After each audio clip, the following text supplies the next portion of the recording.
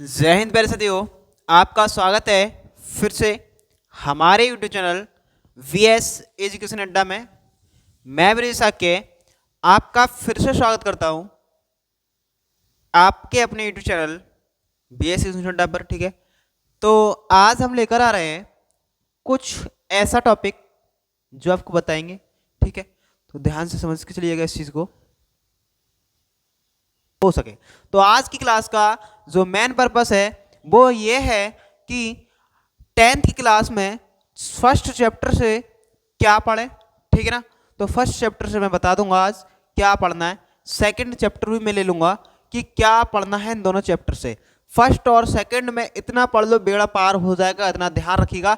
मैं आपको बता रहा हूं, जितना मैं आपको बता दूं वो ध्यान रखना कि अपने माइंड में बिठा लिया करो कि हाँ, मेरे से मेरे बड़े भाई ने बोल दिया या मेरे सर ने बोल दिया कि आप इतना पढ़ लीजिएगा और आपका बेड़ा पार है। ठीक है ना, तो ध्यान में रखिएगा चलिएगा। जो मैं आपको बता दूं वो आप ध्यान रखिएगा अच्छी तरह से, क्योंकि यहाँ पर जो हम बता रहे हैं वो कम से कम 6-7 साल का एक्सपीरियंस है हम लोगों को।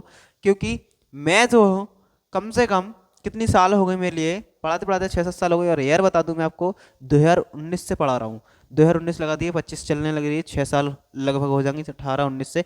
तो लगाइएगा कि कितना टाइम हो चुका पढ़ाते पढ़ाते, तो अंदाजा हो ही गया है कि कैसे क्वेश्चन आना है। तो ध्यान रखिएगा, मैं बता रहा हूँ वही आप लोग देखिएगा। तो देखो, हमारे पास चैप्टर 1 रहेगा। चैप्टर 1 है, क्लास 10th मैथ की बात कर रहा हूँ, इतना ही आपको पढ़ना है। चैप्टर 1 में क्या पढ़ना है वो आपको बता के चल रहे हैं हम लोग। चैप्टर 1 है हमारे पास वास्तविक संख्याएं। ठीक है, क्या है हमारे पास चैप्टर 1? वास्तविक संख्याएं। ठीक है, ये चैप्टर 1 है हमारे पास वास्तविक संख्याएं। थोड़ा सा थीम चेंज करते हैं, थोड़ा गड़बड़ा रहा मामला। वास्तविक संख्याएं, ठीक है ना, क्या है हमारे पास? वास्तविक संख्याएं।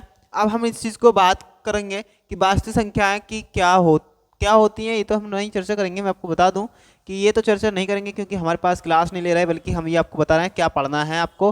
ठीक है, तो चलिएगा इसके बारे में बताते हैं आपको क्या पढ़ना है। तो देखो, सबसे पहले हमारे पास जो रहेगा वो ये रहेगा, 1 नंबर का क्वेश्चन आता है सह अभाज्य संख्या।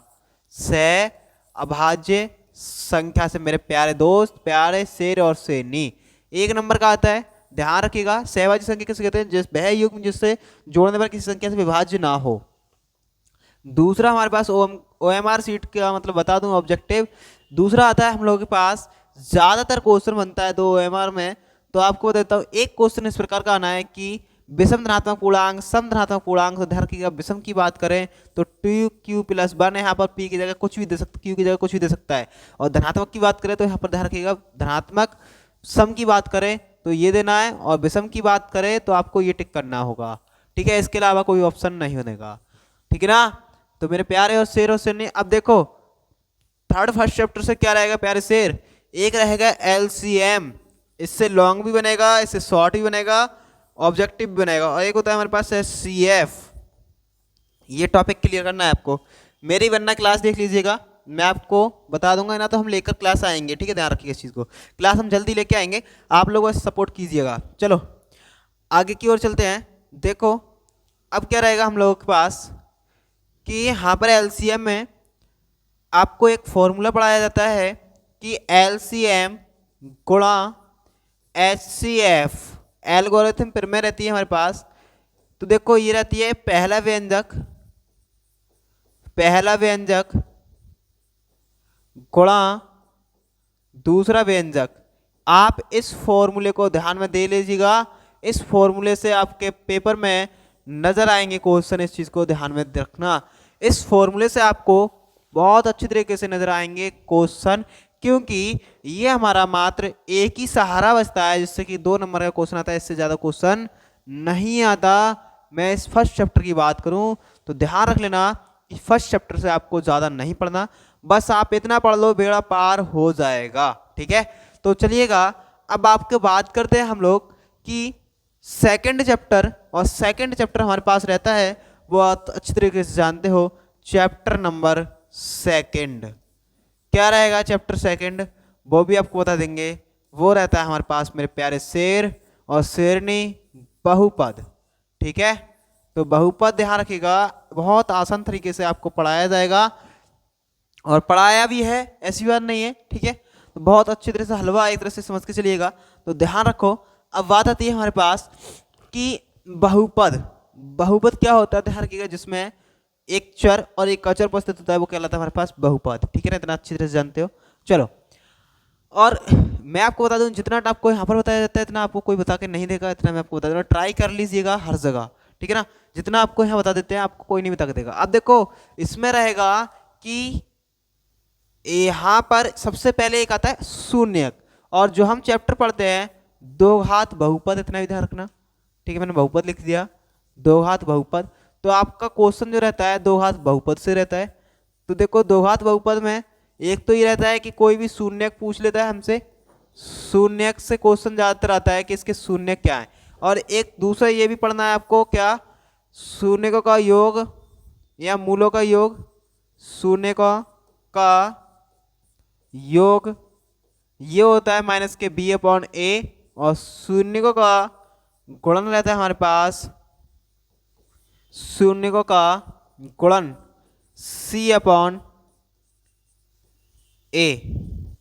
देखे, ध्यान रखना है, इसको हम यही बोलते हैं अल्फा प्लस बीटा, और इसको हम लोग बोलते हैं अल्फा इंटू बीटा, ठीक है। इसको बोलते हैं हम लोग अल्फा इंटू बीटा। ये चीज रहती है हमारे पास, इस चीज को ध्यान में डाल लीजिएगा, ठीक है ना। तो चलो आगे की ओर। अब देखो, एक रहती है हमारे पास थर्ड, वो रहती है भाज्य। इससे आ जाता है क्वेश्चन, फिलहाल अब तो हट गया है।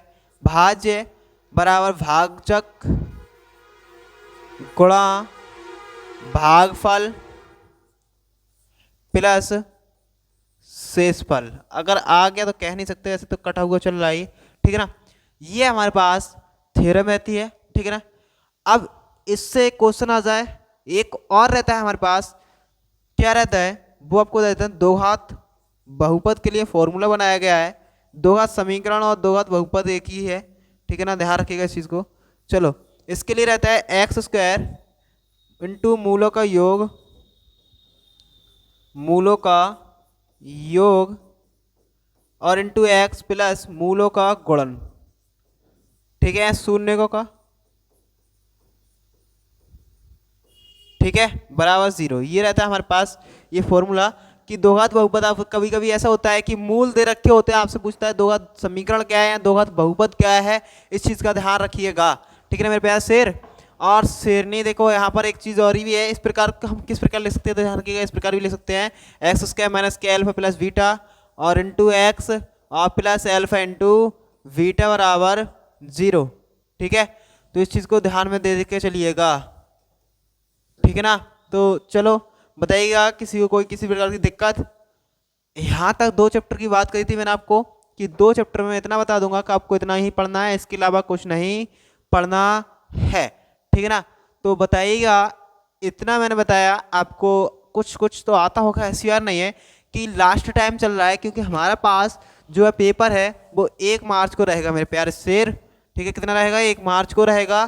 तो ध्यान से समझना इस चीज़ को कि 1 मार्च को पेपर रहेगा, तो हम क्या करें, कितने को रहेगा, 1 मार्च, ठीक है। 1 मार्च 2025 को हमारा ये पेपर रहेगा, ठीक है। अब ये बताइएगा, टाइम हमारे पास बहुत कम बचा है, तो शॉर्टेज में ही चलना है हम लोगों को, तो शॉर्ट में चलना है। वैसे तो 24 फरवरी से आपके एग्जाम स्टार्ट है, ठीक है। जो टाइम है आपके पास वो अभी है, इसके बाद आपको टाइम नहीं है, इस चीज़ का भी ध्यान में बिठा लीजिएगा, भर लीजिएगा दिमाग में, ठीक है ना। किसी प्रकार की कोई दिक्कत हो तो वीडियो का कमेंट बॉक्स दिख रहा होगा, आप लोग कमेंट कीजिएगा, आपका रिप्लाई जरूर दिया जाएगा, इतना ध्यान रखिएगा, अपने माइंड में सोच लीजिएगा, ठीक है ना। आपका कमेंट का रिप्लाई दिया जाएगा, आपको कुछ दिया जाए या नहीं दिया जाए, ठीक है ना। तो चलते हैं, मिलेंगे आपको क्लास में, बाकी जब तक के लिए, और जो भी चैनल पर नए हो वो चैनल को सब्सक्राइब करें, ठीक है। इतना ज़रूर ध्यान रखना, ऐसा ना हो कि चैनल को सब्सक्राइब करके निकल जाओ, निकलना नहीं है, ठीक है। मिलते हैं बाकी क्लास में, जब तक के लिए जय हिंद, जय भारत।